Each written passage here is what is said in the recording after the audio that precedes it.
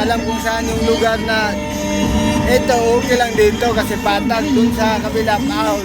Pag may tumirik dun na malaking truck na kargado, sino sisihin yun? Driver. Traffic. Nadulo-dulo pa naman. Paon.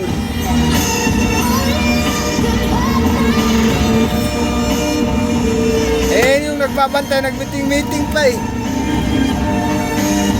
Meeting, pino tayo mo doon. Ha? Pino tayo truck ng bangko. Tapos kami lang gumiling ng parada eh. Yung bangko doon eh, pero yung armor car, yung tahan niya kasi nakatulog ako. Hindi pwede.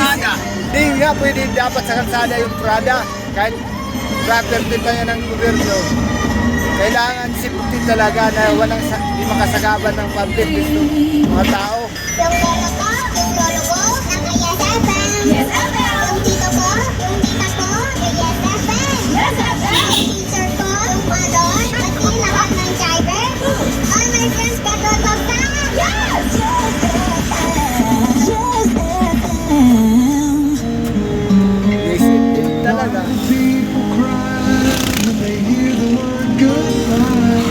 Wow, tulog na pala yung isa. Akala ko nagsanglas-anglas, tulog na pala si Buddy. Nakasanglas na tulog, okay din o. Alakas na tahanip. Pare ko eh. And a beautiful romance, and you wish it could be. Gandang tanghali sa inyo guys. Kaya nagkatrouble lang tayo. Kasi yung mga delivery, may malaking delivery doon na container van. Tumirik sa gitna eh. Kasi pahon yung doon sa dulo. Doon pa tara sa gitna tumirik sa pahon. Buti walang nadungkol na sasakyan doon. Yung mga traffic enforcer nandun lang sa gitna, nag-meeting pa. They say all the things you do, and they make it Dito sound so yung malaking focus sa Luzon. Yung sa kanto ng It seems that Luzon. everything they say is said in such a way Sa akin naman, it's true.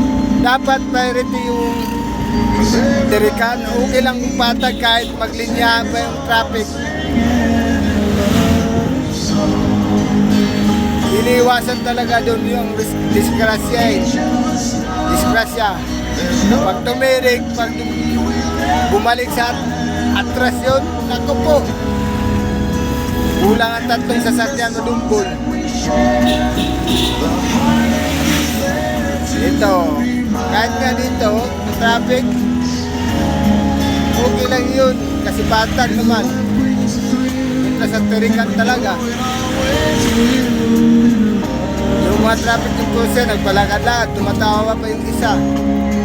Yung iba, nag-meeting-meeting pa. but it helps if we believe.